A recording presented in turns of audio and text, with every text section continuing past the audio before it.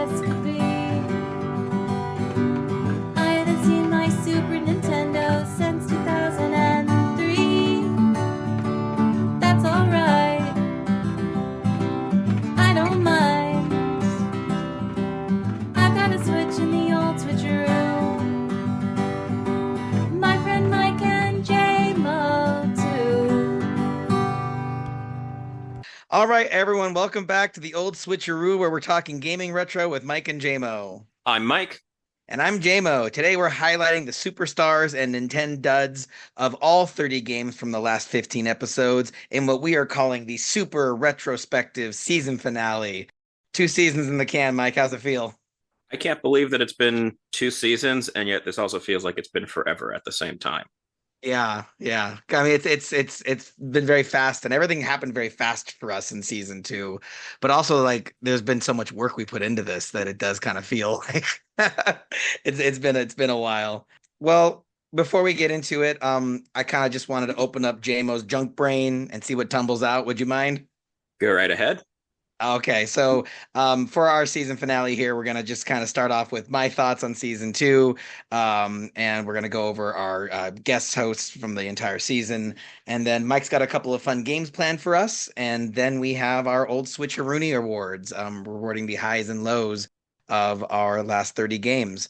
And so for me, Mike, season 2, where our podcast started to feel like a community to me. Thank you to everyone who's been engaging with us on Discord and in the comment sections. I personally can't express how thrilling it is to meet people who dig our work, and the fact that you're all such lovely people, it's just the icing on the cake for me. I can't wait to have you guys on for season 3. It's been really, really fun, Mike. And Mike, thanks for setting up the Discord. You set that up, right? I did. Yeah, you've certainly brought a lot of lovely people into my life. I think, and like beyond the Discord, I think part of this is small podcasts thrive on people sharing, whether that's everyone that's come in and shared stuff with us. But also, if you're listening to this, you're listening to people talk about a podcast that episodes that have already happened. So you've probably listened to those too. If you know people that you think would like this stuff, please share it. If that's sharing it with friends, sharing it on other Discords you're on, reviewing, all of that helps just to get us a little bit of visibility. Because there's many forces arrayed against us in the internet. Mike, listen, buddy. It's a long con. You know something? I had a vision, okay? Because I was thinking like, oh, we kind of spelled switcheroo wrong. And we both agreed on it, right? But most people think that's an E word. And I had a new goal. You want to hear it? This is like my vision board goal. We're going to make this podcast so freaking big that our spelling becomes the norm. That's the freaking goal, Mike. We can do it. It's going to take a while. It's a slow burn. We'll take over the word. Yeah. I don't think it's that popular of a word, so it feels attainable. It's an ambiguous word as it is. So I want to get into the first. We'll have 2 bits of trivia this episode. Okay. The first of those, I wanted to try to do something we couldn't do the first time. Which is? So the first season, we each had trivia prepared for one another. And so we got to see how good we were at the other person's trivia, but we didn't get to go head to head on trivia. Oh, I'm excited. Okay, what you got? So if I wrote the trivia and then we played a trivia game, that would be cheating. I think we'd probably agree. Yeah, like you cheated on my Castlevania trivia game. Yeah, or you cheated on your own Pokemon Snap.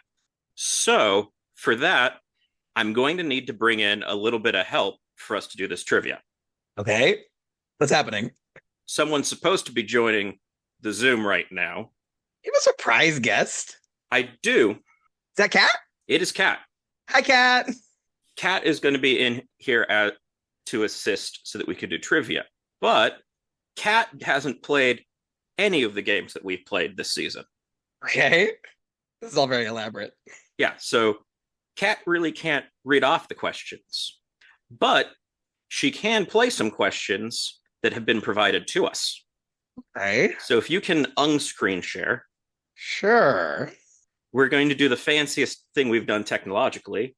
If Kat can join now from the laptop. I feel like you're doing like a rocket launch right now. This feels so intricate. So we've done a little bit of testing.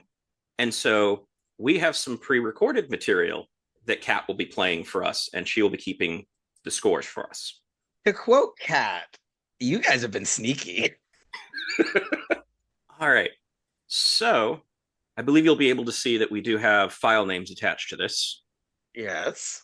So as you can see, we have questions from our guests for us. I didn't bring anything for you. You told me I didn't have to prepare anything. This is too cool. I told you not to prepare anything because this is going to take a lot of time. Okay, let's do it. And it's very tough to do this and be like, I need you to not do anything. And I also want this to surprise you with what this is going to be. So does your game have a name? Oh, yes. So I am calling this Guest Hosts. And so Kat is our guest host. That's such a good name. Ooh, bravo. Guest hosts. This could be a thing. We're going to get like 3 followers from this bad boy. Next time, this won't be a surprise, so it'll be a lot easier to coordinate. So I think we are ready to start this off. All right, here we go. Hello, this is Justin Strauss, famous guest star on Mike Lund Thinks, the show where Mike Lund thinks and Jaymo makes weird noises of excitement in the background, like a small primate opening a pizza box full of marbles. Here's your question. In the adventures of Sonic the Hedgehog, the Saturday morning cartoon, the Badniks are all based on enemies found in Sonic 2. Which of them do you encounter first in Sonic 2? A. Coconuts the monkey. B. Grounder the grounder. C. Motobug the roller bug. Or D. Scratch the chicken. I know it. So do we buzz in by saying our name, or how does that work? We will both answer. So I think we'll alternate who goes first. Okay. You say you know it, so I'll go first on this one. Sure. I am going to go with, I think it was A was the monkey. Right. And is that what you're going for as well? I'd be really embarrassed if I get this wrong because of how important this game is to me. But yeah, I believe the first thing I know it was, he said Sonic 2, and he described a bunch of enemies, some of which aren't in Sonic 2. But the only one I think he said that was from Emerald Hill was the monkey. So I'm going A. All right, so we've both gone A. This question was probably too easy, but I liked the Sat AM connection. The answer is A. Coconuts the monkey. He's chilling on a tree right at the start. Motobug is the first enemy you encounter in Sonic 1, but he was also not a named Badnik in the cartoon show. Better luck next time. So good. We have to turn this into a Flash game if those are still a thing. So we're doing all right. Who's keeping score? Kat is keeping score. Of course she is. She's amazing. All right, next one. Hi, my name's Jonathan Strauss. I've been compared to a small primate with a pizza box full of marbles, but that doesn't mean that I can't give you an awesome Sonic 2 trivia question. In Sonic 2, the heads-up display tells you important information about the game and your current status. What does the heads-up display look like in the top left corner, from top to bottom? A. Time, score, rings. B. Score, rings, time. C. Score, time, rings. Or D. Time, score, and rings is actually in the bottom left near your life total. Which one is it? That's tough. It's so hard to visualize. I think I have a guess. Well, you're going first, so feel free to guess. I'm going to guess that the order from top to bottom of your Sonic 2 heads-up display is score on the top, time in the middle, rings on the bottom. Final answer. I'm going to guess B because I have no clue, and that's a nice letter. No. Remember which one was B? Yeah, you got to give an order because I didn't memorize the letters. I'm not going to let you get this by random dumb luck. Score, time, rings. This is equal dumb luck. Okay. Okay. You ready for the answer? Alright, looks like time's up, you bonehead, you friggin' knucklehead, you jerk. You jerks. Time's up. The answer was C. The heads-up display in Sonic 2 shows score, time, rings in that order, top to bottom, in the top left corner. Oh, Okay, wait a minute. So Mike Dang it. said B. If I had shut up. Correct order. Yeah, he forced me to guess an order, and I've randomly guessed the correct order. So I'm getting this point. Hoisted by my own petard. Here on out, letters will be sufficient. Okay. So we are 2-0. And so that was our first episode with your brothers. Oh yeah, it's Sonic 2, we'll get into it later, but just a fantastic game, and they are two of the most fun people to talk to on the planet. I love that episode. Hey, Mike and Jaymo. It's Cori from your Echo the Dolphin episode, coming to you with a little bit of trivia. Which of the following sea creatures must Echo interact with in order to refill its life meter? Killer whale, octopus, small, brightly colored school of fish, clams, or large pufferfish? I have an answer. That's Joy. So this is for the life meter, this would be the colorful school of fish. Yes, you're absolutely right. If you guessed small, brightly colored schools of fish and clams, you would be correct. I think clams did your air meter, but I guess that's a type of life meter. Yeah. Judges ruling? Are we both getting that? I mean, you both got correct answer, so All right. you only got like half. Like, I think if you said either of them, I would have given you the point. So Yeah, Okay. close game, dead heat.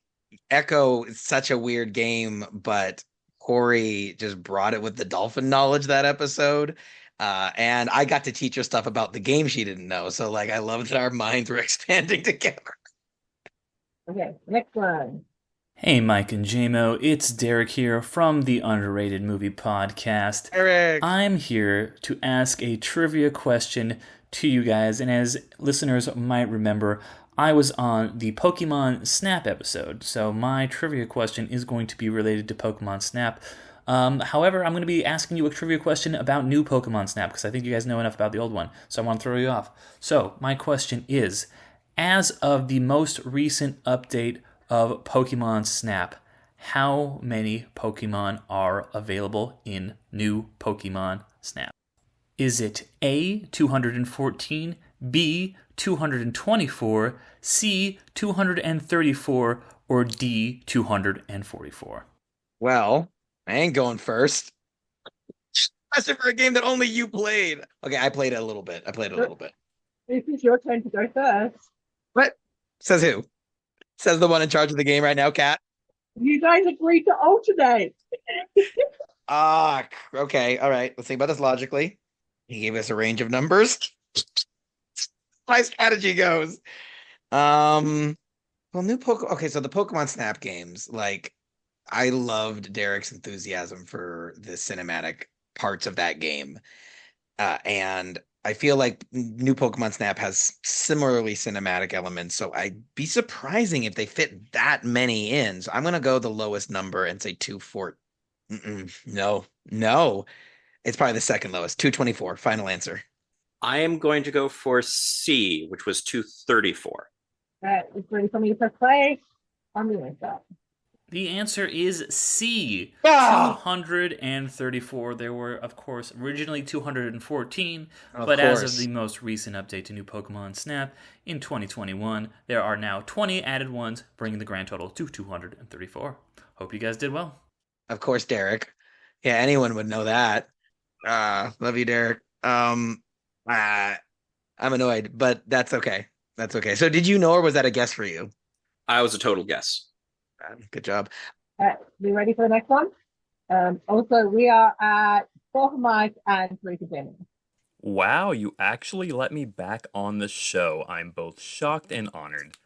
Hello, my friends. It's your best pal, Jordan, from the Arcadiology podcast, here to talk about Star Fox. Specifically, the best one, Star Fox 64.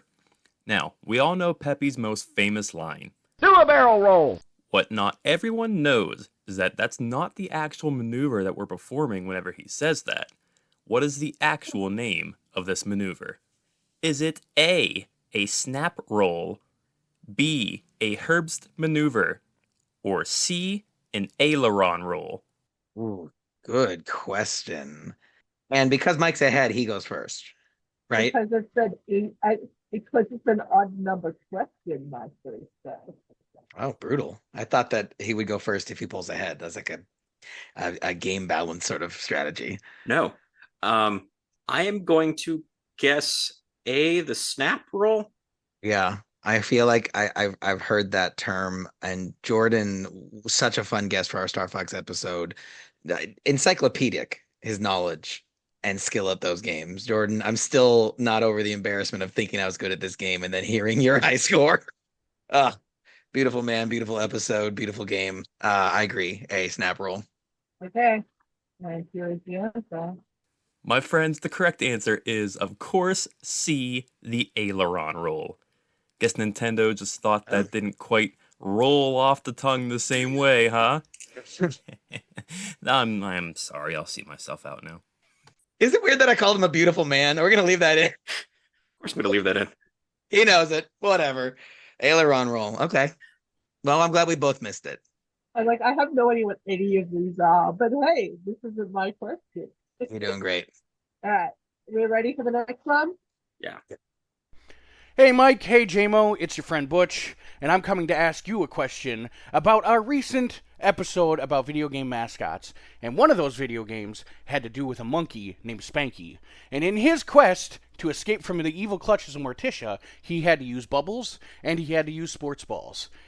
In those, there were different steps, different colors, and of course the different colors would then propagate a different sports ball. Oof. I'm going to ask you, on the third bubble, which happened to be yellow, which sports ball popped out of that? Was it A, the baseball, B, the volleyball, C, the soccer ball, or D, the basketball? And he said the third bubble. Yeah. Okay. So I'm relatively certain that the most powerful attack is deemed the basketball, which is the spread fire one. And Butch, the moment I heard your friggin' wonderful voice, I knew it was going to be a friggin' Spanky's question. Of course it is. So basketball is the most powerful, and that's the fourth one. So then the third one would be the second most powerful, which I think the game considered as the volleyball, even though I found the soccer ball personally more helpful, the Cascade waterfall attack. I'm pretty sure the second most powerful one's the volleyball, so I'm going to guess volleyball. I thought that it's the soccer ball. Ooh, interesting. Okay. And here is the answer. The answer is B, the volleyball. It would hit its target and open up and do kind of a flowering attack that did quite a bit of damage. Very useful against the bosses. Real quick, Mike and Jaymo, I wanted to say congratulations on your second season, and I hope you have many seasons to come. It was a blast to be on your show, and hopefully we can do more in the future. Also, before I go, Dragon Ball Evolution does not exist. Butch, you beauty. Yes, it's inevitable. You're coming back. You're all coming back. We don't have a bad episode. That's because of you guys. And I got that freaking question, Mike. I said I got that question, Mike, instead of right. That was interesting. I got that question right, and Mike didn't, so it's a tie game. So you're back to a tie. Okay, here is the next question. Hey, Mike and Jaymo. This is Kristal, singer-songwriter of the Old Switcharoo theme tune and guest on the Doomsday Warrior and Fighter's History episode of Season 2. And I've got a trivia question for you. In Doomsday Warrior, the final battle between Maine and Grimrock ends with Grimrock returning to his home planet where his 3 beautiful green babies and very sexy lizard wife are all waiting for him. What planet does Grimrock return to? Well, did she not give us choices? She did not. Okay. She did not. And this is my question. No, this is Mike's. Yeah. Okay. Don't let him cheat, Kat. I think it's different room. It's on the tip of my tongue, right? And I can't look at things that I've written down earlier because apparently that's cheating now. We've established it. Dantooine. They're on Dantooine. Wow. Just Star Wars. Just okay. I remember it was a short word, and it was like havoc, but it wasn't the word havoc. It was like, oh, she's gonna say it, and I'm gonna wish I had said it. I'll just go havoc. That's as close as I'm gonna get. Good question, Kristal. Okay. And here is Kristal's answer. As a Dizen lizard, Grimrock naturally returns to his home planet of Dizen, which is also the home planet of the big bad Maine. I knew it was a short word. I was going to say like Slizzit. I knew it was the same planet as Maine, but I did not know the name of it. And it was like, yeah, I'm set up for that part. It's like, no, the actual name of the planet. I don't have that. Well, you know what, though? More importantly, like, so many people have just told me how awesome our theme song is. And the fact that she called it theme tune adds something. I've never heard someone use those words before. But like, Kristal, I can't tell you how much I appreciate you being a guest and adding this really wonderful thing to this podcast. Like I fully, that little ditty is so good. I kind of feel like it's going to outlive the podcast. And everyone check out the Lazy Circles. We'll put links in the show notes, but always entertaining and always in Southern California. And yeah, you may not have noticed the first file had a Kristal actually follows directions bit added to it. Don't you deride our wonderful minstrel, Mike. Okay. I did not name that file. We're lucky to have her, no matter. Kristal, I don't follow directions either. You know what? Joke's on Mike. It makes more work for him. No, because her original file did not contain her intro. So it was just her talking like about Doomsday Warrior. Yeah. Yeah. That's all you need. All right. Well, once again, we both miss it. So still a tie game, right? Yep. Yep. All right. On to the next question. Hey, it's Margo from the Mario 1 and Lost Levels episode. Trivia question is, who were the Koopa brothers from Super Mario 3 designed after? A. Miyamoto's neighborhood childhood friends. B. The Super Mario 3 design team. Or C. Super Mario design team's family members. That is tough. I have a guess. This one's mine, right? Yeah. Margo. Margo, ever the Mario master coming in hot with a really good Mario question. Freaking love it. Based on knowing that Miyamoto takes inspiration from his personal life, I feel like the most logical guess would be A, he based them on Miyamoto's childhood friends. And I could see it's kind of like a pair of them, I think. What about you, Mike? I will guess B for the same aforementioned B is a good letter. It offends me how little thought you're putting into some of these guesses. I can only do so much. Come, Margo. Give me the answer. And the answer is... Oh, did I say B? Actually designed after the design team. And I did find this trivia on a Reddit page. It was a screenshot taken from a 1991 interview with Miyamoto. And one of the comments said, "Can you imagine them designing Lemmy Koopa after you?" Oh, that's such a cute question, Margo. I loved our episode, and I really, really hope you keep coming back. You brought such a sense of joy to our Mario episode. But I'm mad at you because Mike got that one right, and I got it wrong. All right. Are we ready for the next question? Yeah, I think so. All right, here we go. Ladies and gentlemen, boys and girls, and the Technicolor rainbow in between, my name is Warboss5, and I'm here to quiz Mike and Jaymo on their Breath of Fire 2 knowledge. In Breath of Fire 2, the first party member you meet is Bo, having been with you from the start of the game, followed quickly by Nina, whose quest kicks off the adventure. But who is the third potential party member you can meet? Is it A. Rand the Armadillo, B. Gene the Frog, C. Sten the Monkey, D. Spar the Plant Man, or E. Cat the Cat Girl? Would you tell them to add music? No. Of course you didn't. Ryan, you're such a show off. I freaking love it. And I love every episode you've been on. You said that you were a theater kid without knowing it. The whole world's gonna know it. You're amazing. So I think that question was who is the next one you meet? Correct. And I don't think that the answer of who you next meet and who next joins are the same. I believe the way he said it was who was the next potential person to join your party. I think it was who's the next person that joins your party that you meet. So I think in that case it would be A, Rand. Wow. Okay. I'm gonna go with my gut and say that the question was intended to be who's the third person that can join your party. And I think I did it in the only order you can. So I'm gonna go with E, Cat, the cat person. I think she's the next to join, but I think you meet Rand first, then her. We'll see how this goes.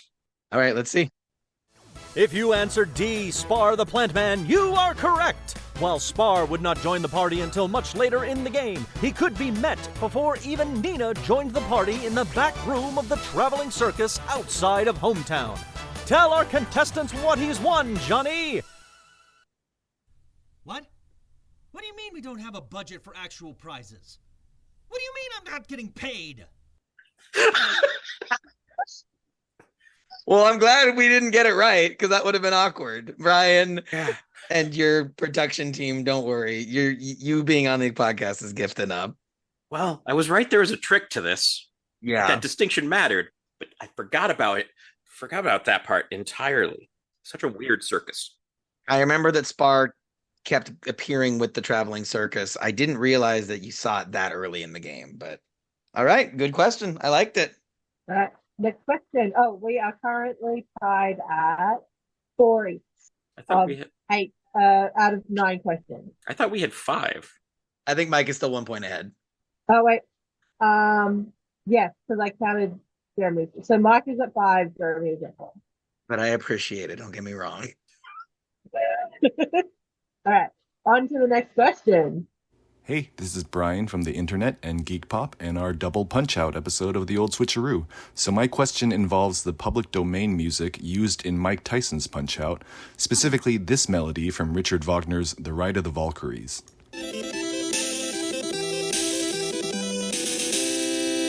Which 2 popular Mike Tyson's Punch-Out characters have this as their intro music? Is it Von Kaiser, King Hippo, and or Super Macho Man? That is a tough one. I can't remember. Oh, I really want to get this right. Okay, that didn't seem like King Hippo. Super Macho Man. I just feel like that doesn't really fit the character. That felt very like kind of European, but my problem though is that I'm having trouble remembering what Von Kaiser looks like, or if he's even a real boxer. I'm gonna go Von Kaiser. I think it was which 2? So we got to pick 2 of these 3? Yeah. Oh, okay. Well, let's go Von Kaiser and Super Macho Man. I think for how much I spent dealing with King Hippo, I feel like this would register immediately if it was King Hippo's. So I think I've got to go A and C as well. Here is my example. If you said Von Kaiser and Super Macho Man, you are wrong. They were never popular.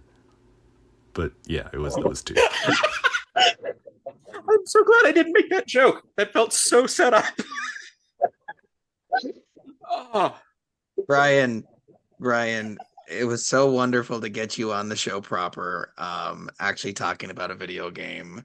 I love our Punch-Out episode. And like, I don't know, a little for the Old Switcharoo fans, here's some lore for you.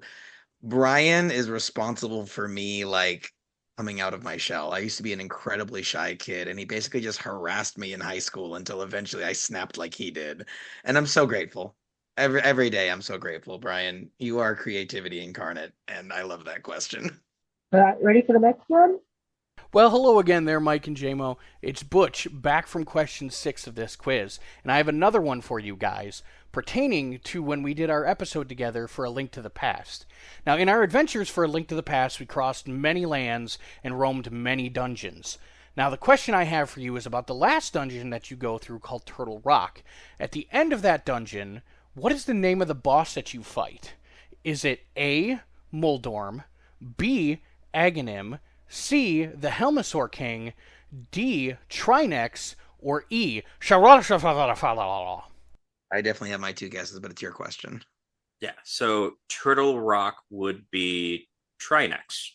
I'm inclined to agree. I know it was definitely dinosaur-like, So for a second, I thought maybe Helmosaur King, but you fight Helmosaur King after you get the mallet, and that was not that towards the end of the game. Like that was kind of in the middle of the game. So I'm gonna agree with you and say Trinex. Okay, here is the answer for this question. Well, if either one of you had answered E, you would have gotten it wrong because the answer is actually D, Trinex. With an interesting mechanic that you had to use the Ice Rod and the Fire Rod to end up beating it so that way you could get your final Kristal to take on Ganon and beat the game. And speaking of beating the game, at the time we recorded our episode, Mike actually had not beaten the game yet. But later on, he went on to beat it, so we can officially say Mike Nintendo did. And then you're going to play your sound effect. I think I will, yeah. Nintendo. Family computer. Okay. Is it petty to mention games that I've beaten since we recorded the episode? Because I'd like to get my sound effects too. I wouldn't say petty, but not here. You'll have your chance for that later, I'm sure. Okay.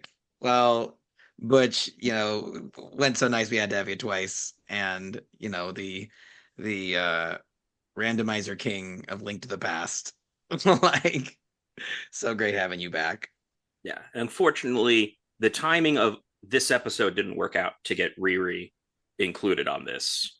So I hope that she is proud that I beat A Link to the Past eventually, because aside from this broader gaming journey with you, one of the best parts of this for me, since I have known Riri for years, and she is very much a Zelda fan, has been our side quest of sorts through the Zelda games with her.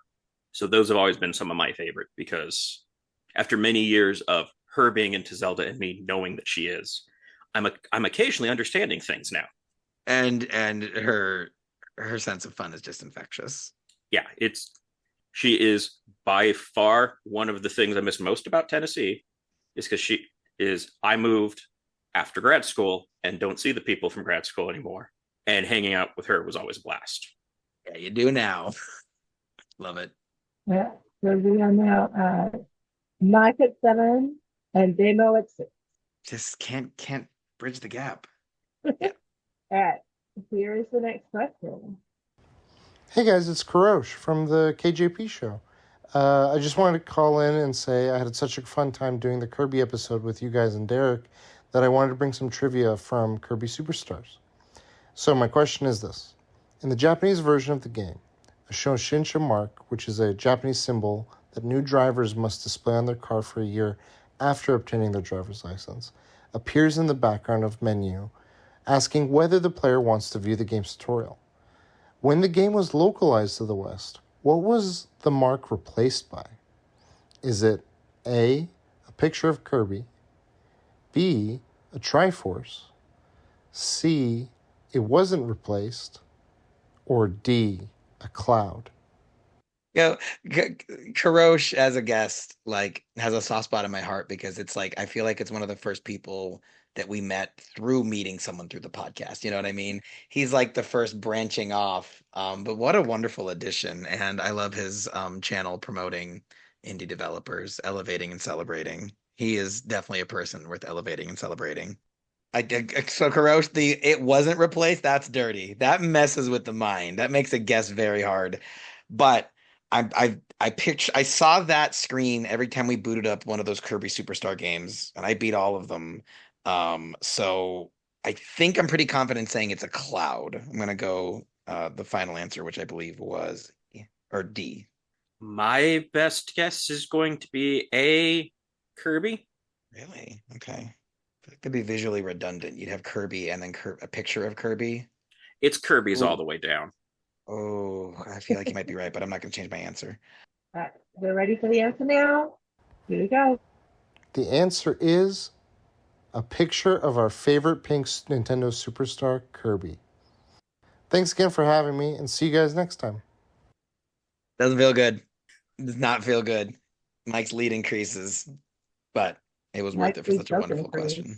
Yeah, all right, Kat. Okay, listen. Why don't you marry him if you like your lead increases so much? We are at 8 and 7. And here's the next question. By the way,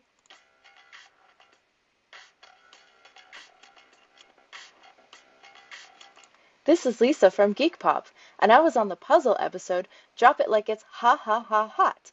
My question is a true or false question. True or false, is T. Yoshi Soar Munchakoopa's Yoshi's full name? Whoa. That messes with my mind even more than the it wasn't replaced. Because if I say no, did she make that up? Because that was incredible. Or did she deliberately say the wrong thing and it's something similar? Or is this all just a mind game? Lisa, you're a smart one. Smart one. That's why that episode was so good. Been playing Mario and Yoshi since you're a little girl, and it's honed you into the formidable opponent. Mike, I think this is your first guess, right? It is. I'm aware of a lot of characters that have weird extra parts to names that don't normally come up. I know Donald Duck's middle name. I know Shaggy's first name. I have... What? You hear that, Kat? Sorry, continue. I just think it's fun that you're showing off. Go ahead. No, it's like I know where I've got this. No idea on this. So I am going to guess false. Am I allowed to ask how many questions there are? Because that will influence my answer here. No, I'm not telling you. What? Does Mike know? Okay, mostly it is I don't remember how many and I have to go to different screens. Fair. Okay. I can tell you, because we're on episode 12, we have 5 more questions, I believe. Okay. So I am going to listen to my inner Falstaff and take the coward's way out, and also guess false. That way Mike's lead cannot increase. So false. Game theory is a fair theory here. All right. Here is the answer. The answer is true. Dang. T. Yoshi-Sar Munchakoopas is Yoshi's full name. And your geek has just been popped. Now, the funny part to this question is she was worried this was too easy and gave us a second question. How embarrassing. We have 2 Lisa questions, and we have not made it through the easy one correctly. Well, you know what, everybody? Make sure that you check out Geek Pop's Facebook and check out their backlog of episodes, because they've been around so long that I'm not surprised Lisa is taking us to school. She certainly kicked my butt in Yoshi and Dr. Mario. So here is the second question. By the way,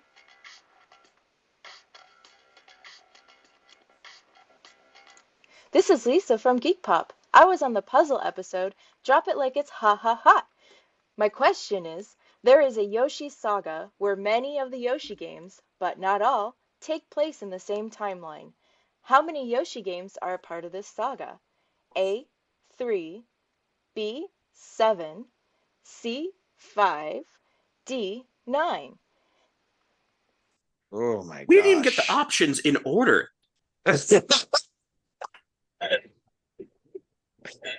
Oh man. So how many Yoshi games are part of a connected saga? That's essentially the question. I feel like if we're talking about Yoshi games as a franchise, this is my question, right? Yes, it is. Yeah. I feel like 3 is too low of a number. I feel like 9 is too high. So I'm gonna guess 5. But 5 is my favorite number. It's calling me 5. C, 5. Yeah, I think if it's 3, you don't call it a saga, you call it a trilogy. Sure. There's 9 movies in the Star Wars saga, the Skywalker saga. I am going with 9 because that's more of a reason than anything else. There you go. The answer is B, 7. We're close. I hope you guys got it right. And with that, your geek has been popped. Popped us twice. Yeah. I think we're deflated. Yeah. I have a question for you, Mike. Did you need to watch a YouTube video on connecting these, or was it connecting Mario? It was connecting Mario, and in that case, there's like freaking 50, depending on how you count. I remember a video talking about like Mario games. Yeah, it did get as to whether or not what Yoshi games you count as Mario games, which is a separate question that I also don't have an answer for. Mario's like video game universe is insanely confusing. It's the gift that keeps on giving. Yeah. So our scores remain unchanged, and here is the next question. Hey guys, it's Kai from your Spooky Season Castlevania episode, and I have a trivia question for you regarding our dear sweet Castlevania. Now, we all know the Belmonts were the family to really go after Castle Dracula, but did we know that they originally had a different name? Was it the Lees, the Lugosi's, the Dantes, or the Stokers? Think about that, guys. This is yours, so I'm gonna let you go first. Yeah. I am going to guess it was. What was the fourth one? Stokers. Sorry, the fourth in the order I'm thinking of them, not the fourth she said. That's incredibly confusing to our listeners. It is. It's confusing to you guys. So, Lee's, Lugosi's, Stokers, Dante's. Those were the four choices. That was the 4 options. I am going with the Dantes. I'm mad because that was also my guess. I feel like the Lees doesn't make sense because Christopher Lee played the vampire. Same with Bela Lugosi. Based on the amazing credit sequence and the amazing article that you wrote about the credit sequence and all of Kai's amazing insight into the world of horror, world of Castlevania, that episode, I really love that episode, Kai. Thanks for being on it. Thanks for this question. My gut just says Dante's just because Belmont is not, as far as I'm aware, a horror reference. And so it feels like it's this through line of the characters, the family was not going to be a monster reference. So I will also go the Dante's. And now I will say, because I didn't want to say it before, the full name was Peter Dante, which some people think is a reference to Joe Dante, the director. I'm not entirely sure it's not meant to actually be like a Dante's Inferno thing. Right. And people have suggested the Peter in that is a Peter Cushing reference. Interesting. This is also all in that article. So as soon as she said that, I'm like, I know the answer, but I have to go first. And if I say I know the answer because it's in the article, then it would be a very odd second guess move.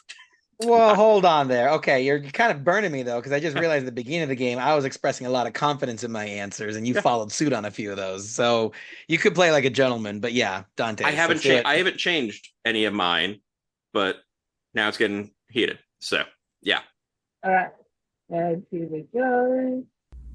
I really hope that you got this one right, guys. Before it was Simon Belmont, he was supposed to be Peter Dante, which was a reference to Peter Cushing, who of course played Van Helsing in all of the Hammer films, but we know him best from our beloved Star Wars. Happy anniversary, guys. Love it, Kai. Love it. Captain Princess Kitty. For more things that make Mike happy, go to Captain Princess Kitty on Instagram. Okay. So our current scores are Mike at 9 and Jenna at 7. And here is our next question.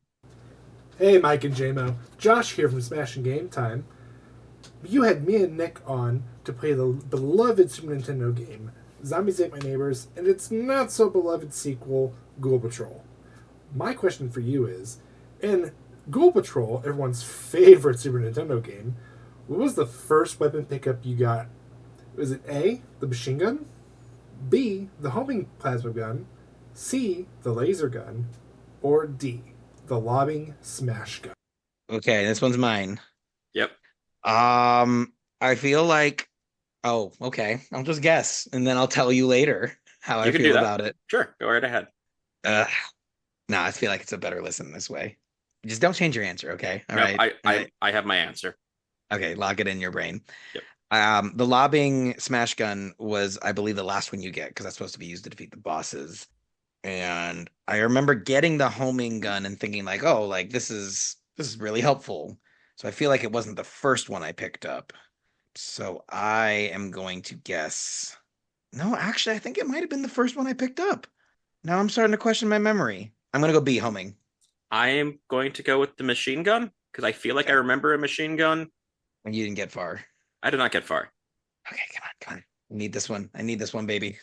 Come on, Josh. Give it to me. Hey guys, if you're listening to this, that means you decided to join the Ghoul Patrol fan club, where we meet on Mondays at 4 a.m. Central Time. So, the correct answer is actually B, the homing plasma gun. It's actually on the first screen once you start up the game, five steps away from your spawn point. It was a great time hanging out with you guys, and honestly, a fantastic season. I can't wait to see what the next season holds. Josh, Nick and Josh, our first podcast friends, our first cameo appearances, if I remember correctly. And I'm so glad that they're back from their hiatus. Definitely check out smashinggametime.com. Great episode. Great couple of guys. Fun stuff. Funny guys, both of them. Here is the next question. Hey, Mike and Jaymo, this is Nick from Smashing Game Time. You had Josh and me on to play the Super Nintendo classic Zombies Ate My Neighbors. We also talked a little bit about its sequel, Goal Patrol, but the less said about that, the better. In Zombies Ate My Neighbors, there's a main antagonist who attacks you multiple times throughout the game. He's this mad scientist that takes on multiple forms. He transforms into a giant spider. He also transforms into a big head for the final fight. My question is, what is the name of that antagonist? Is it A, Dr. Frankenstein? B, Dr. Brain, C, Dr. Tongue, or D, Dr. Melon? We both know this one. Yeah, this one is Dr. Tongue, because Sure that name is. shows up in like 7 different level titles. Yeah. But I mean, it's also kind of a funny name. And I was checking out harddrive.net. That's the gaming satire page that Nick contributes to. So funny game, funny site. Thanks for the fun question. Definitely Dr. Tongue. Final answer for me too. Okay, there is Nick Santa. Hey guys, Nick again. While you would be forgiven for answering Dr. Brain or Dr. Melon, it is in fact C, Dr. Tongue. I'm not 100% on it, but I believe the name is a reference to a zombie in George A. Romero's Day of the Dead. Anyways, hope you got that one. Guys, enjoy your break and can't wait for the next season. Thanks, Nick. You didn't know about the tongue thing, did you? You made a face. The Day of the Dead reference. Yeah, I did not. Good thing that wasn't the question. Yeah. Hey, what up, boys? This is Brad from Arcadiology. One of the games we reviewed together was Sin and Punishment. My trivia question is, before Sin and Punishment was released, which one of these was not considered for the title of the game? The Wasteland, Glass Soldier, Dark Ascension. And it's mine based on your silence. I'm guessing it's my answer. Yes, it is. It is. Okay. I know that one of these was very nearly the title and only got changed because of developer feedback. I feel like strangely the Wasteland was never considered. For some reason, I feel like Dark Ascension was. So I think Glass Soldier and Dark Ascension were considered, so I think Wasteland was not. I am going to guess Dark Ascension. Was never considered as a title. Yes. Oof. Okay, I think I could make it a tie game. Come on, Brad. Here we go. The correct answer is Dark Ascension. The Wasteland and Glass Soldier were both working titles prior to the release of the game. Glass Soldier is actually still in the game's ending credits, noted as the game's original title. Dang it. Dang it. Well, okay. I mean, something. Okay, I'm going to focus on the positive, which was that episode. And something that, we don't really acknowledge in the episodes proper. Brad and Jordan, when you record with us, it's late for you. And oftentimes you guys are coming off a full day of work. And so I just really appreciate the energy, the expertise, and just the good vibes you guys brought to those episodes. Loved them. So are we ready for the final score? Is this one worth extra points so I have a catch-up opportunity? No, this is the final score. It's not the final question. Gotcha. Yes, final scores. So the final score is Mike with 11 and Jaymo with 9 out of 18 possible choices. I mean, I'm not embarrassed of that. I am surprised though, because your whole thing, this whole podcast been oh, I don't know games, you're the game guy, and you're crushing it. I mean, an instruction I did have to people was multiple choice, because I envisioned otherwise we would get, well, number one, I'm so pleased that we had such high participation. I was hoping to get 5, 10 if we were lucky questions. Yeah, this is awesome. So more questions than expected. I expected we'd get say 7 questions that would all be open-ended, and it would just be dead silence followed by finding out what the answer should have been. So multiple choice was an intentional decision so that we could at least, get points on the board. Yeah. No, I'm thrilled. This is so much fun. Yeah. So that wraps up that trivia recap of all our seasons. Wait, hold on. Oh, final score. That was the last question. Yes. So I lost. Yeah. So, Yes. Yeah. Okay, we can cut this part out. Okay, sorry, Mike. Go ahead. So 15 episodes, 3 episodes with 2 questions makes 18 questions. Thank you for being our host, Kat. That was wonderful. Yeah. So I had to test all of these to make sure all the audio was working, and I did it with my headphones in the same room as Mike. And I kept laughing, and he was like, "Why are you laughing?" And I'm like, "You will find out." Everyone brought it. I was so happy that Justin's question was the first one, because that was just, I really liked that intro. And I will note 2 things with this that amused me. Actually, both of these were the interactions with your brothers coordinating this. Was number 1, because they were some of the first to get questions in. One of them pointing out that we had like 4 questions submitted and 3 different file formats already. Oh, it was like a shared Google Drive. Yeah, it was a Google Drive that had instructions in it, and everyone's putting questions in.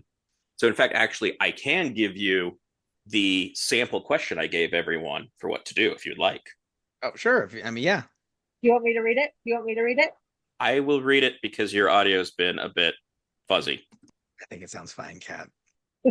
So this is the template I gave everybody. Hey guys, this is Mike from the Old Switcharoo. When we played pinball for the NES, there was a surprise cameo from Mario. But who was the woman he saved in the minigame he was part of? A, Princess Toadstool. B, Pauline. C, Zelda. D, Daisy. Or E, Peach. Is this my chance to get a little closer to you and score? Because it's definitely Pauline. Yeah, I'll say let's make that worth 3 points. I'll take it. Yeah. While the manual just called her Lady, she's much better known now as B, Pauline. Hope you got that one. So that was the template I gave everyone to then do what they wanted with it. And boy, did they. They did. What a wonderful demonstration of our wonderful guests. Yeah. I think your brothers also asked whether or not we'd be looking at like a screen of it. And I said no. And it's like, okay, good, because this will be easy if you can see the screen. And then also, like, yeah, because I'm not checking this either. I'm having Kat check it. And it's like, hey, have you considered cheating? Because that might help you. I'm so glad I didn't miss the Sonic 2 question. I got both of them. It's like, never would have lived it down. I was proud with have one of those that I felt confident about, and one that I got incredibly lucky on, and wouldn't have gotten if someone had just let me guess a letter like I wanted to. Thank you again, Kat, for going through all the technical parts to make this work from there, because I couldn't handle the files, because that defeats the point. Yeah. And everyone check out KatCanSew, because KatCanSew is her wonderful YouTube channel, and clearly she's good at stuff like this, balancing files and making products. And yeah, everybody, and this will be in the show notes. Thank you very much. I'm glad it worked for you, and enjoy the rest of your wrap up. Thank you, Kat. See you soon. I will see you sooner. Ciao. Goodbye, Kat. Phenomenal. I'm shooketh. Mike, we covered a lot of great games and a couple of not so great games in season 2. We covered 30 this time. And so last season finale, I challenged myself to say them all as fast as possible. I covered 40 games in 22 seconds, or an average of 0.55 seconds per game.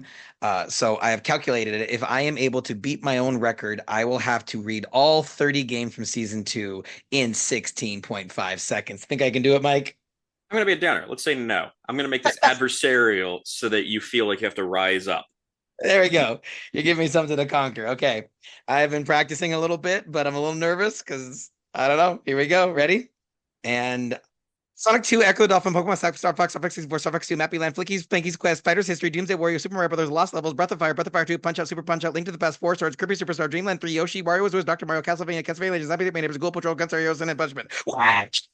13.2 seconds, baby. I know what you're thinking. You friggin' jerk. I did cut down some of those titles. I said Sonic 2 instead of not Sonic the Hedgehog 2, but I'm proud of it. I knew I could do it. What do you think, Mike? And I mean, I'm sure on the previous one, you probably said Sonic's Pinball instead of Sonic the Hedgehog's Pinball, which no one has ever said. Yeah, don't take that away from me. I can't handle it. Yeah, no. The point of that was like, those are offsetting. Absolutely. So let's launch into our, I mean, it used to be the main content, but I feel like after that wonderful game, let's launch into another thing. Now for something completely different, as Rocky and Bullwinkle would say. We're going to launch into the Old Switcharoonies. That's our annual award show marking the highs and lows of gaming's yesteryear. Starting off with the Titanfall Award for most underrated game. Mike, what'd you give to this one? So my logic is the most underrated game is the game that I think is much better than what everyone else thinks. And I think there's two ways people take that. One is, this is really good. And everyone's just like, yeah, this is just all right. The other is, apparently people don't like it. And I liked it. So I'm going with Castlevania Legends. Oh, yeah.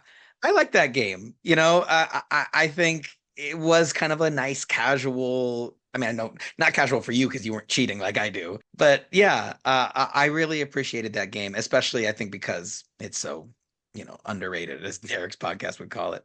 I went with Wario's Woods. I think, for as much attention as Tetris and Dr. Mario gets when you think of Nintendo puzzlers, Wario Woods, I think, is much more deserving of people's attention. It's this fascinating hybrid between drop puzzler and platformer. It has a wide variety of modes, these really charming graphics, these expansive yet simple controls, and these really trauma-inducing boss fights. So don't sleep on Wario's Woods. That's a great one.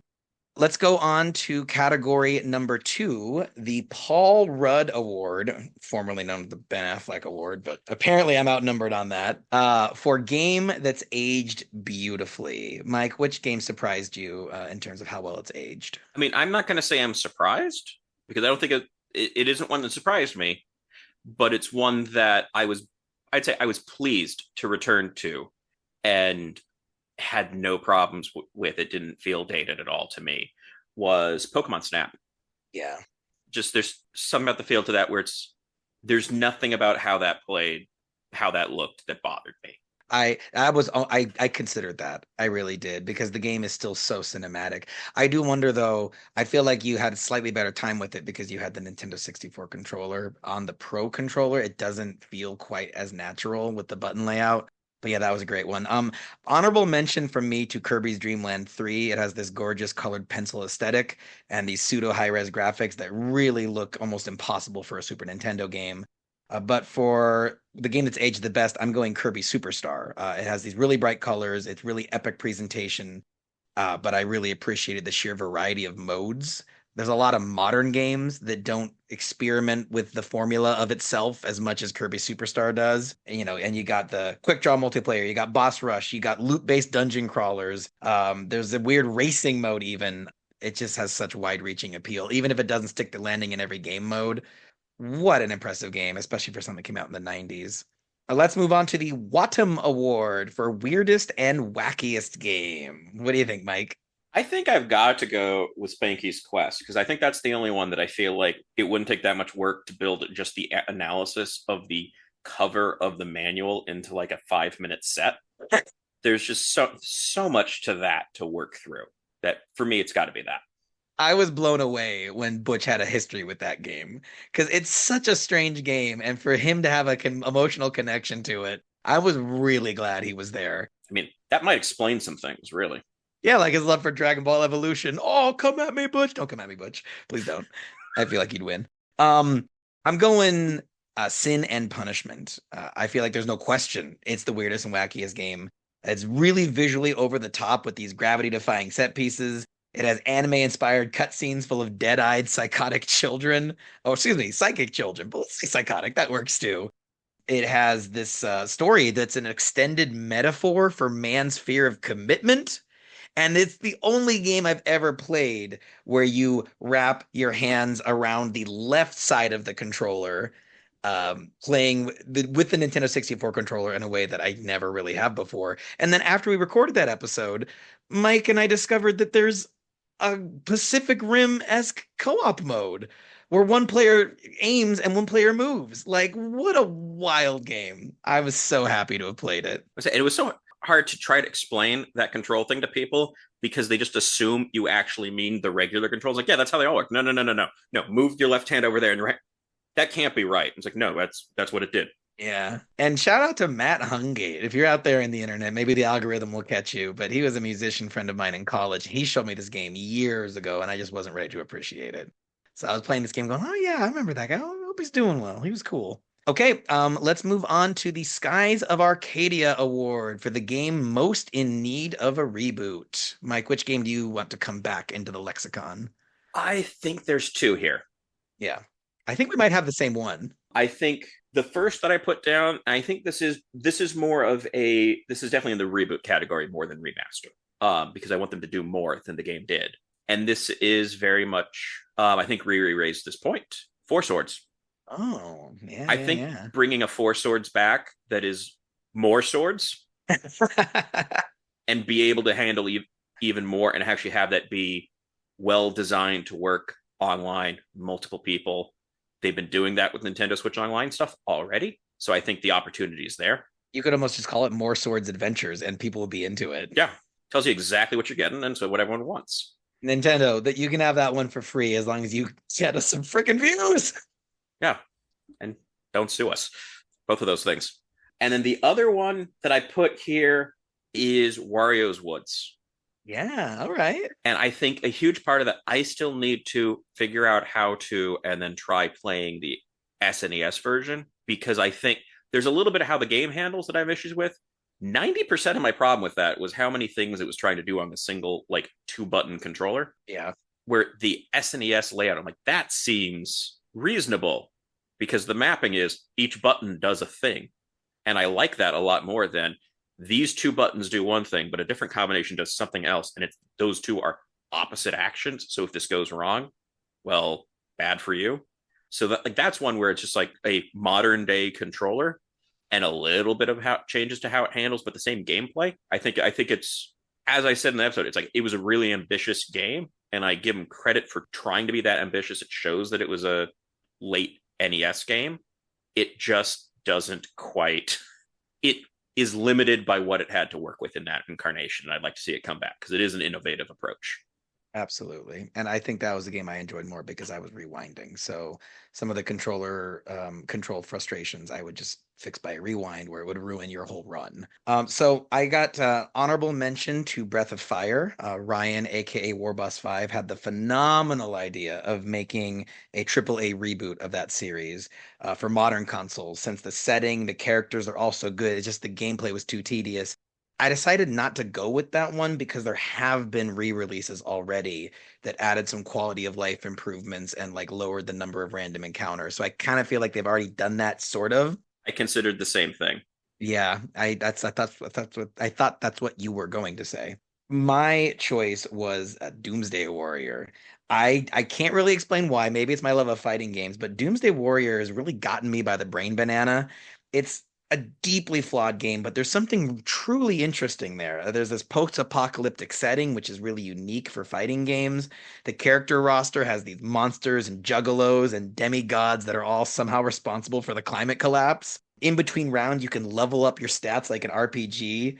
And I was thinking, considering you could probably purchase the rights to Doomsday Warrior for a song, I would love to see a more competent developer take a crack at this one. So Doomsday Warrior is my game most in need of a reboot.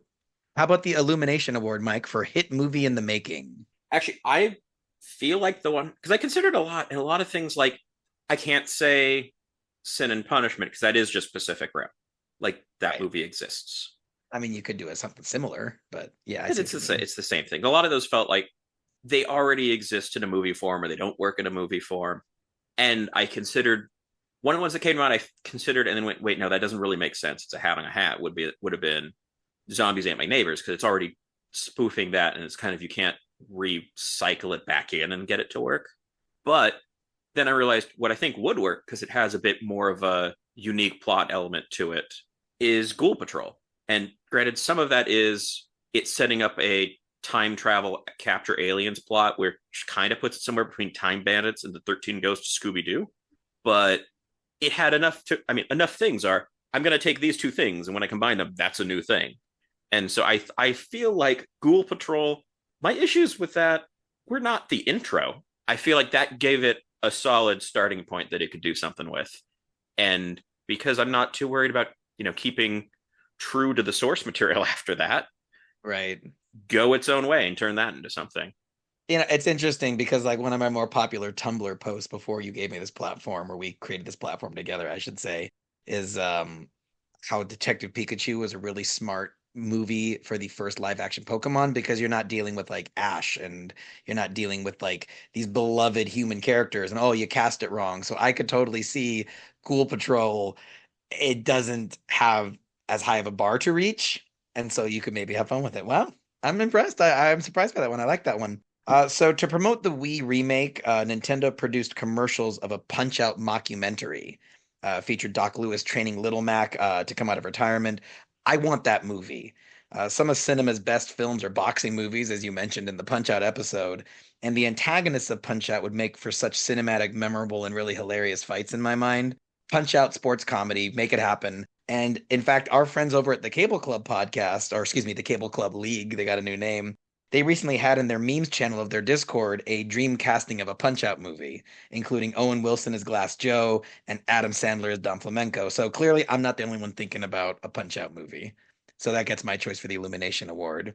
All right, so now it's time to go over the Nintendo Duds, our bottom 3 games of Season 2. Mike, you want to go first for this one? All right, so go third worst, second worst, top worst. That doesn't sound right at all. Or maybe we go back and forth. Maybe you say your third worst, I say my third worst. We work our way up. We can do that. All right. So, Mike, what is your third most hated game from, or least liked game from Season 2?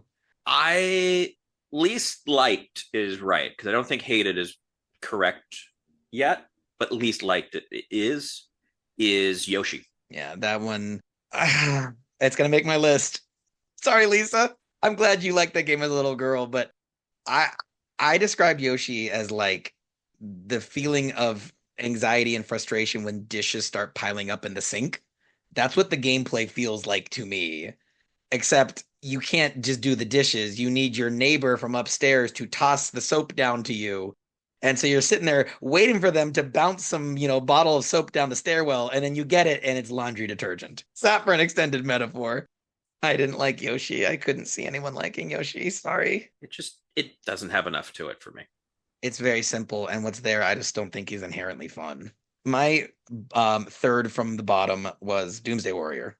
As much as I said I would like someone to take a crack at it, it's because what's there is really bad. There's no voice acting. The attacks have no impact. The fights take forever. Damage is minimal. As fun as it is to imagine what the game could have been, what it is not good. What is your second from the bottom? Ghoul Patrol.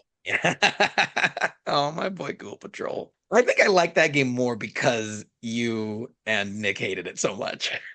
Yeah, it shows who does the social media for both things. That the social media has been in a lot of agreement about those two, how those games compare. Hey, those games don't compare well, but Ghoul Patrol has it took some swings just in the wrong direction. So for my second from the bottom, I went back and forth between Flicky and ultimately decided on Spanky's Quest. I'm sorry, Butch. I think it's because of how slow and awkward Spanky controls. The titular monkey is always walking at a leisurely pace. Your primary method of attacking enemies is awkwardly bouncing bubbles off your forehead.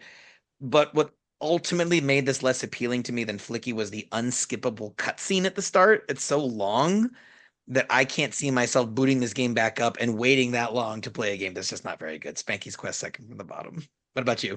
I think you just don't have an appropriate enjoyment for how weird you can get in a concept. Like so much of that is weird fever dream that it sustains itself on strange. Yeah, but the gameplay doesn't feel strange. I mean, I guess it does. I guess I meant like, I don't know. I get what you're trying to say. There's this almost Monty Python-esque level of absurdity to the whole thing that gives it an extra appeal. Not arguing that. I wouldn't even go that direction. I would go into, there are bad movies that exist in this realm too, where it's like, it's fascination with it. Like, how did this idea get this far? Yeah. All right. So what's your bottom game? My bottom game is Flicky. Oh, okay. Yeah. You didn't like that one. Almost made my list. Yeah. Well, so my bottom game is Yoshi. Now, granted, it is leagues above our bottom from last season, which is Xevious. Although I've actually had some fun talking to some people in the comments and learning about Xevious, like, has its defenders and It was actually Now, a very Defender, influential game. that I can work with. Okay, yeah, you already made that joke last season, Mike. You get a double dip.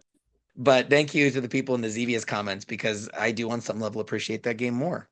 Okay, so shall we go to the Superstars, our top 3 games? All right. All right, so Mike, what is your third most favorite game from season 2? I think for this one, it felt trickier to come up with what my top 3 were on this one. Yeah, it felt hard. We played a lot of good games. And I think I kind of feel like I had 2 that jumped up, and then the third was a tricky spot to really see what felt right there. I'm going A Link to the Past. It's good. Yeah, you beat it. Yeah, it was enough that I went. It is it's one of one games that I went back and actually really finished up. It is one of 2 games that I wanted to do that. So the other one that was close was Breath of Fire 2. Oh, that I considered because I want to go. That was one that I want to go back to, and it's a lot of time, but I do want to go back and resume that journey. That's interesting. I didn't know that it made that positive an impact on you. That's super cool. Yeah, you like the town building part. You wanted to see where that was going to go. It has a good world building that is very literal world building. Like it's not just you've made an interesting. It's like no, you're literally building this up as we go, and there's something that draws me back in where it's things like meeting people like, I'm going to need this person later for stuff to like join. Yeah, it feels organic. Yeah. Well, except for finding people in toilets and then being like, I have nowhere to live. Can I come live with you? So one of my favorite mock battles of the podcast is over Zelda games. And I know, that Riri was blown away by the fact that I like Zelda 2 more than The Adventure of Zelda. And that's not me saying it wrong, remember. The second game is literally called Zelda 2. But the controversy was sort of reignited when we did our episode this season, and I liked Four Swords better than Link to the Past. I like Link to the Past, okay? That is a good game. My third favorite game is Four Swords. I playing that game multiplayer with you and Butch and Riri all online together is probably the most pure fun I've had playing games for this podcast. So definitely deserves a spot in my top 3. Have you fully beaten that one? I have not. No, I need to get a group together. I don't want to do it. Yeah. Okay. That has been lingering. It's like, that feels like attainable in a little bit more time. Yeah. Well, Riri, Butch, fly in and we'll make a day of it. I mean, they can still play remotely. Like that was a selling point there. Why are you trying to get them not to fly in, Mike? I'm just trying to reach a bare level of what people are willing to do. Absolutely. We should do that. Let's make a Four Swords day. I'm down. What was your second favorite game? Second, I'm going Sonic the Hedgehog 2. Possibly the closest I've come to beating a game and not beating a game on this podcast. Yeah. Are you ever going to go back and try to finish that last Death Egg level? I don't think... What is it with Sonic games and me being unable to beat them, but reaching almost the end? Oh, yeah. Sonic Spinball. Or Sonic the Hedgehog Spinball, sorry. Yeah. Yeah, I just realized that's the other one that it's like, the ending's right there. I just can't. And I think that's the same problem on Sonic the Hedgehog 2 is like, I think I can get back to there and because I can't even get past Metal Sonic at this point. I mean, it's tough. As a kid, I never really could do it. I know Justin could, but like, it wasn't until I was an adult that like, I figured you gotta tap the jump button at just the right intensity to just kind of lob him into Metal Sonic's face. It's a tiny window. It's a dirty boss fight. My heart breaks for you, but actually, and it's more of it is that it's that Robotnik fight just before then with the with the bajillion lasers and the floating just that thing wrecks me so much. I had so much of a surplus of life going into that, which I think is also a thing I said before grad school. But yeah, no, it just whatever momentum I had was gone there. Well, so let me do my second and first game then. Okay. Because Sonic 2, sorry to do this out of order, but Sonic 2 is my number 1 game. It is, as Jonathan put it in our episode, the game that cemented Sonic the character. And that game shaped the entire franchise. And like, there's a reason that we're getting the third movie starring Keanu Reeves. There's a reason it sold over 100 million copies as a series. So it all goes back to Sonic 2's perfection. I just think in terms of controls and visuals and character design and playability and just fun factor, it's my favorite game of season 2. My second favorite game was Star Fox 64. I just think that game, it almost got my award for game that's aged beautifully. It's so cinematic. Sonic 2 and Star Fox 64, I have bought multiple times because I love them both so much. And if they re-release Star Fox 64 in a new version or a new mode or a new coat of paint, I'd probably buy it all over again. It's just so cinematic. Your ship has this perfect balance between offensive capabilities and evasive capabilities. So the R-Wing in Star Fox 64, not necessarily the other games in the series, but that game I think handles perfectly. And then the multiplayer mode being more fun than I remembered it. Star Fox 64 is my number 2 game. What was your number 1? So before I mention that, I do find it interesting. So your top 3 games are 3 different consoles. That's true. Yeah, we got Game Boy Advance, Nintendo 64, and Genesis. And so actually, I also have 3 separate consoles on mine. Wow, what a podcast, Mike. Yeah, there's actual breadth to this. Yeah, he said breadth, just be clear. And so my top game, though, is Pokemon Snap. It still holds up well for me. It's a reason both why it was the first game I beat as soon as I had the Nintendo Switch. It's why, I rolled credits at 2 separate game progression points on that game in a single stream. And why I got new Pokemon Snap was, it's a mechanic I like. I like the photography element. And just, I have a lot of fun with that game. And it still wins out. None of the challengers sort of were able to offset that. And I think probably also it's a more relaxed game than a lot. And I think there's probably a part of that I appreciate more than some of the more frantic games. Sonic 2 is very frantic. Yeah. Pokemon Snap, it was probably going to be number 4. Like, I think the curse of season 2 for this thought experiment was that, did you realize that out of 30 games, we collectively only decided that 4 of them were Nintendo's? That's wild. 26 out of 30. So subscribe to Nintendo Switch Online and Nintendo.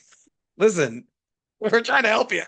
So our final 2 categories are up to you, the listeners. We have the Virtual Boy Award for the worst game of season 2 and the Breath of the Wild Award for the best game of season 2. So worst and best, we're leaving it up to you. Who's right? Let's settle this. You know something? The Old Switcharoo, Gaming Retro, Mike versus Jaymo. So what do you guys think? Is the worst game from season 2 Yoshi? Or is the worst game from season 2 whatever wrong thing Mike said? What did you say again? Flicky. Yeah, it's not Flicky. Come on. Flicky. No. And then I actually don't know how this one's going to go because I feel like I have the edge with Sonic 2 for my Breath of the Wild Award for the best game. Sonic 2 is a better game than Pokemon Snap, people. Like, there's not been a Pokemon Snap movie. We've had 3 movies that are based on Sonic, so come on, Team Jaymo. You can't say there's not been a Pokemon Snap movie and ignore multiple Pokemon movies. Okay, live action. Look, gotta go fast. It's not gotta go Snap. All right. So before we get on to our wish list for the next season of the Old Switcharoo and the future of Nintendo Switch Online, I think Mike has one more surprise for us. One more surprise trivia game. All right, let's do it. Which is created by me. So this is just Jaymo in the hot seat or the spotlight, depending on how you want to think about it. It's spotlight's making the seat hot. And this is RTFM, people. Read the freaking manual. Okay. People. Yeah. All right. Where are you going with this? So what I'm going to do here, there will be 3 rounds of a handful of questions each. I am going to read you a part of the bio that was given to a character from one of the games that we played this season. Interesting. And you'll get a point for naming the game they're from and a point for naming the character. Ooh, interesting. And then the next rounds will get harder, so the points will go up. That's awesome. So I love that you do this. I love that you read the manual. I remember when you first said you were going to start doing that. I was like, is that really worth it? It's so worth it. Okay, let's do it. Round number 1. Okay, so round 1. So each of these, it's a point for the game, a point for the character. I have removed little bits where they, mention the character's name. I will just say blank and a couple other little small tweaks so that like specific names don't show up. I'm trusting your judgment. A young photographer who chases after anything he sees. His camera skills are top-notch. Well, it'd be really weird if this wasn't Todd Snap from Pokemon Snap. Yes, it is. Or as you just called him Todd because the version of the book that you read didn't mention the whole Todd Snap thing. Yeah, because that's weird. All right, 2 points for me. This young woman was the first of her family to leave her name to posterity as a vampire hunter. She was taught how to handle a whip by her grandfather and learned at an early age of her ability to sense the presence of beings, physical and spiritual, that cannot be seen by ordinary humans. That is the Castlevania legend herself, Sonia Belmont. Yes, it is. Yeah, 4 points. All right, I'm not embarrassing myself yet. No. Keep in mind, though, these will get harder. Yeah, I'm ready.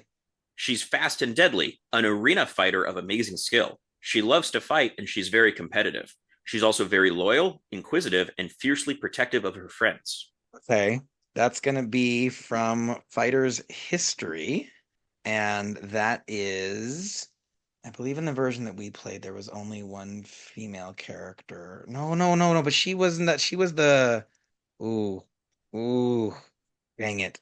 I'm doubting myself now. Arena fighter, fiercely protective of her friends. Oh, no. That's Kat from Breath of Fire 2. No. Is that what you're going with? Oh, no. Is she? Yeah. You meet Rand in the arena. Dang it. Okay, I'm going to go Kat. Breath of Fire 2. It is Kat from Breath of Fire 2. Yes. Oh, you were so... I almost got led astray. Wow. Okay. Went on a whole journey with that one. All right, I'm ready. I can't wait for the Fighter's History one that's inevitably going to show up later. It may or it may not. There could be multiple ones for multiple ones. There could be games that aren't in here. I tried to check your poker face. Okay, next up. An ex-heavyweight who was a famous hard hitter in the U.S. around 1954. Okay. I would guess that's a Punch-Out character. It's 1954. That game came out in the 80s, so this would be an older boxer. Would you go Super Punch-Out? You might. Yeah, because there's older characters in Super Punch-Out. I'm going to guess Super Punch-Out, and I'm going to guess it was the guy with the stick, and I believe his name was... Oh, boy. Oh, no, it's right on the tip of my tongue. Harlan Cho. Oh, that's not it. Okay, we'll go with Harlan Cho. I know it's a terrible guess, but Super Punch-Out, Harlan Cho? No and no. What was it? That's Doc Lewis from the original Punch-Out. Oh, of course. Yes. Okay, I wonder if Brian's gonna get that one. That makes total sense. I just totally forgot about Doc. But in my defense, though, the series forgot about Doc in the Super Nintendo version. All right, I'm not hating myself for that one. Yeah, there's surprisingly few actual bios in the Punch-Out manual. A lot's communicated through the look and the movement of the characters in the matches themselves. Yeah, it's in the game, but not in the manual. The last of the easy round before we up the difficulty. All right. Blank, the Mushroom Kingdom hero. Well, that was Toad from Wario's Woods. Yes. All right, 8 points. See, the goal here was for you to exit with 8 points, but I expected the last one to trip you up, not for you to get tripped up by Doc Lewis. Huh. So we all got what we wanted in a sense. There we go. Old Switcheroo. Like, follow, subscribe, comment. Everyone gets what they want. On to round 2. So now these will be worth 2 points for the game, 2 points for the character. Okay. With his powerful punches and even temper, Blank confidently reigns as a champion of the WVBA major circuit. Often in the habit of holding back, he waits until he's in danger of losing a match before unleashing his full arsenal of punches. When he does, though, it just may be lights out. That is... Well, this is a tough one because this character appeared in both Punch-Outs. My gut tells me that you would go... Wait a minute. We've already had a Punch-Out character, so you're going to go Super Punch-Out. This is Super Punch-Out, Mr. Sandman. It is Mr. Sandman from Super Punch-Out. Because I couldn't do Punch-Out again because it literally is only descriptions of Lil Mac and Doc Lewis in that manual. And I remember Bryan told me that Mr. Sandman, he's the only fighter that gets up at the count of 9. So that's what I was like, oh yeah, he's the one who has the comeback mechanic built in. Thank you, Bryan. A gigantic bird who can attack his opponent by either stretching out his neck or grabbing them with his claws. Gigantic bird that can attack by stretching out its neck or grabbing them with its claws? Yep. This is Dynablade from Kirby Superstar. Yes. Oh, I'm doing well. You're impressed. I can tell he's impressed, guys. This is less of a bio and more of a quote used as a bio because that's how they did it. All right. I can stick to ceilings. I can also fly, but not very well. I can stick to ceilings. I can also fly, but not very well. Ooh, okay. Feels, I mean, it's my brain would say the bat character, but like, I don't think the enemies in Castlevania had. Oh, was this a Sonic 2 Badnik? Would they describe them that way? I feel like they could have. And then we played the Mario games, but none of those have things that you can stick to ceilings and fly. So I'm gonna guess it's Sonic the Hedgehog 2 and the name of the Bat Badnik from the Mystic Cave Zone. Is there a chance it's just Batnik? Let's go with that. So they would be Robatniks because they're robots. My guess. I don't know what to tell you. It is Choo Choo from Kirby's Dream Land 3. Oh, the little companion. Okay. She was the one that had the crush on Kirby. Yeah, that makes sense. Okay. I'm not consulting my list, by the way. I feel like that'd be cheating.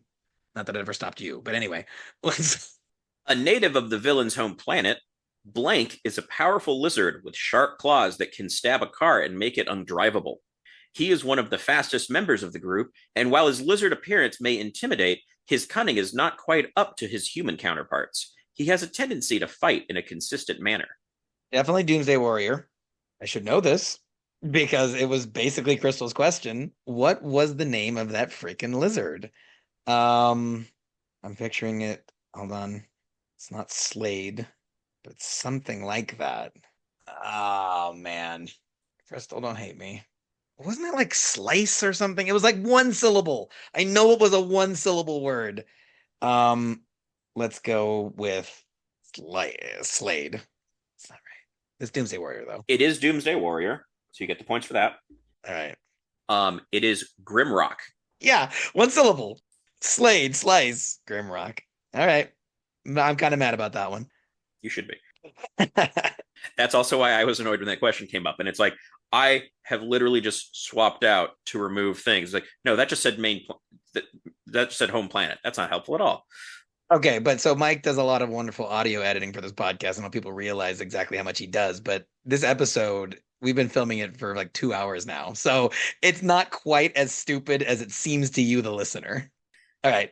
This seaworthy merchant values money over anything else. He will be able to provide weapons and other items to the members of your party for a price.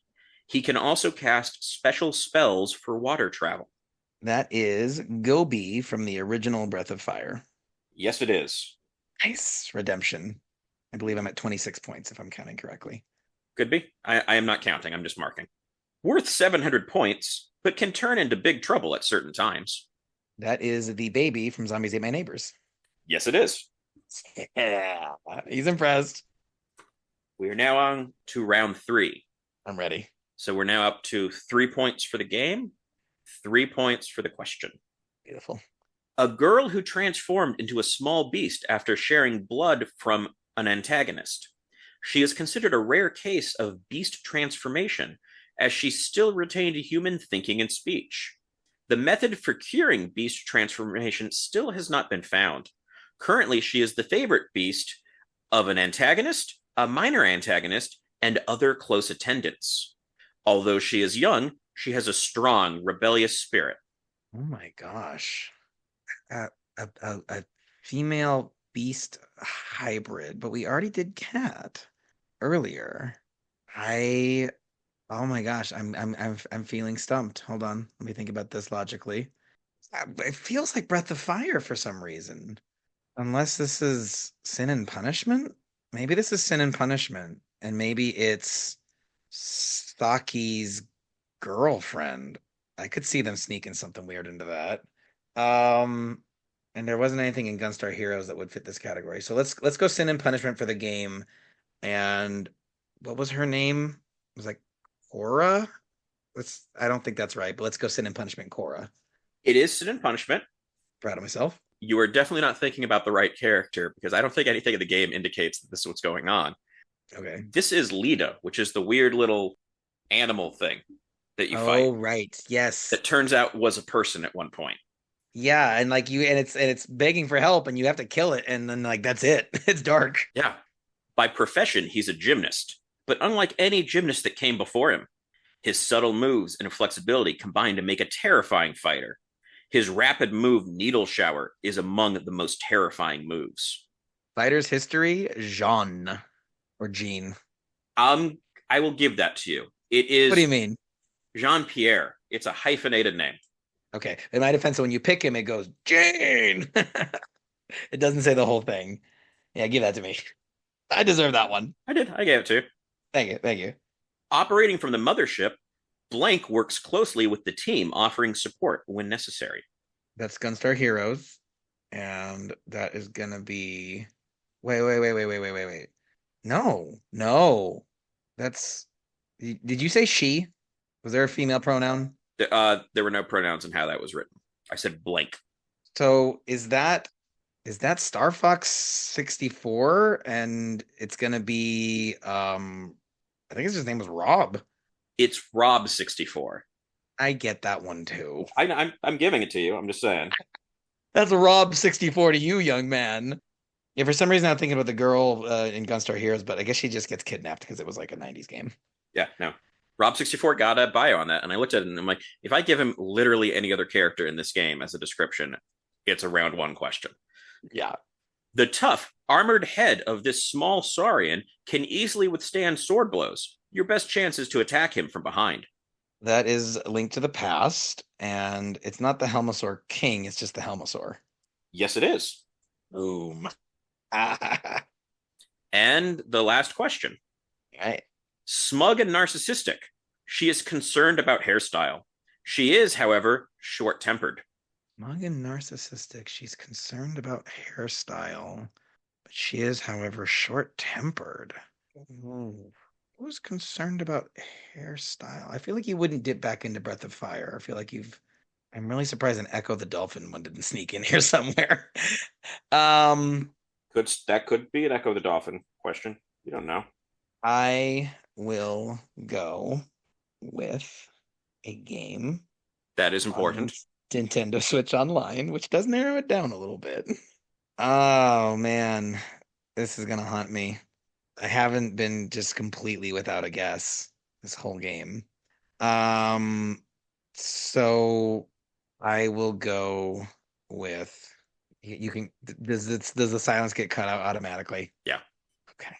Dang it. I got nothing. Oh, wait. Is this the Gunstar's Hero villain? I'm gonna go Gunstar Heroes, and I'm gonna go with the female boss, Bossica.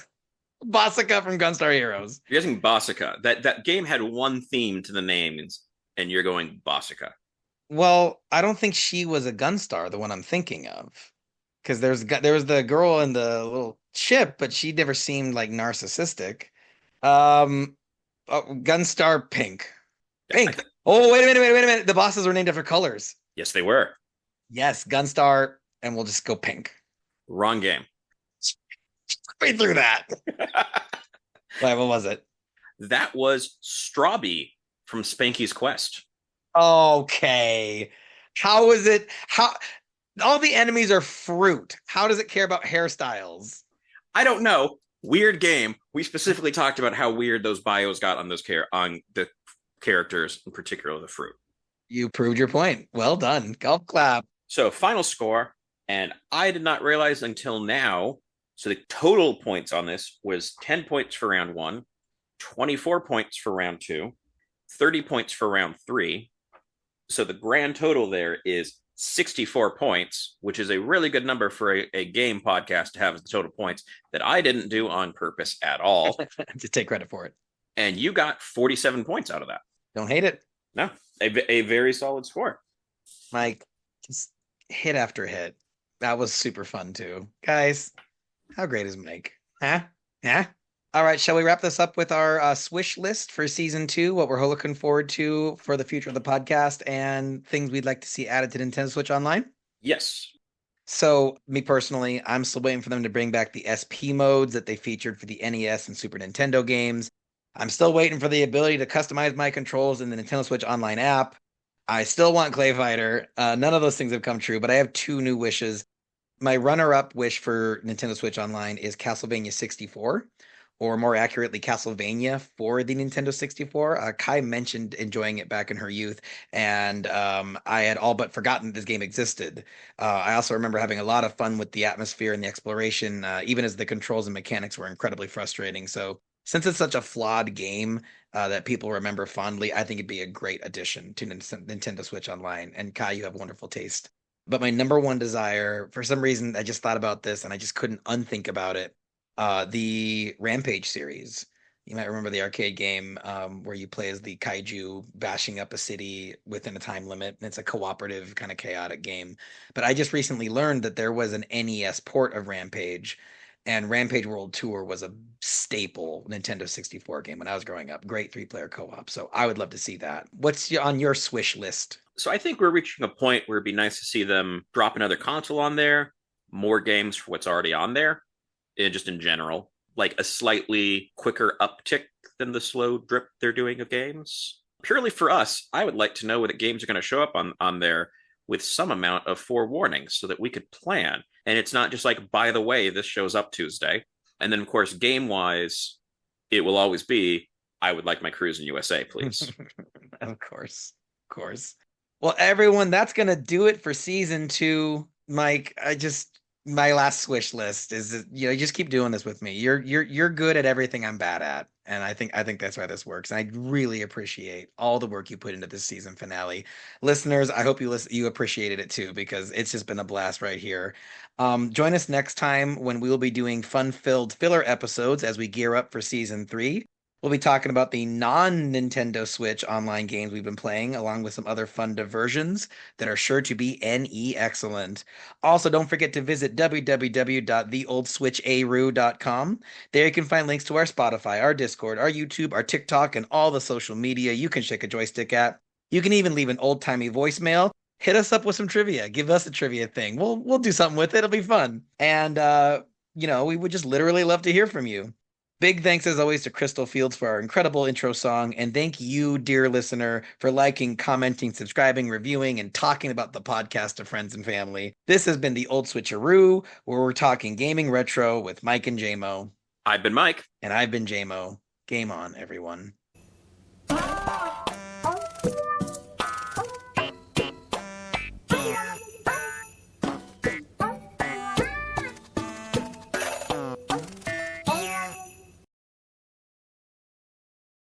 So I want you to remember, first of all, this is amazing and you're so freaking thoughtful, but this is a lot of audio editing now, and that's not my fault.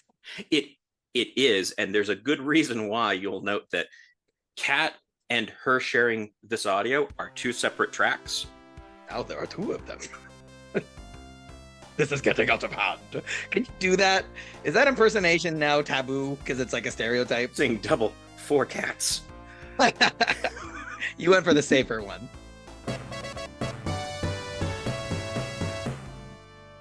Jeremy, move your hand away from your mouth. It's muffling your vocals through the microphone. But it's my signature pose.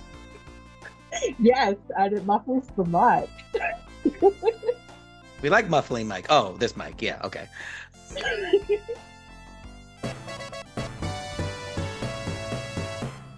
Did you get the final score? Yes. Okay, so should I just pretend my math was right? No. Can we? I got emotional. I got emotional. Like what a lovely group of people that have kind of gathered around this silly / really time-consuming thing. I'm gobsmacked. I don't know if I've ever been thrown a surprise birthday party, but this would have felt like beautiful. Love you all, everyone.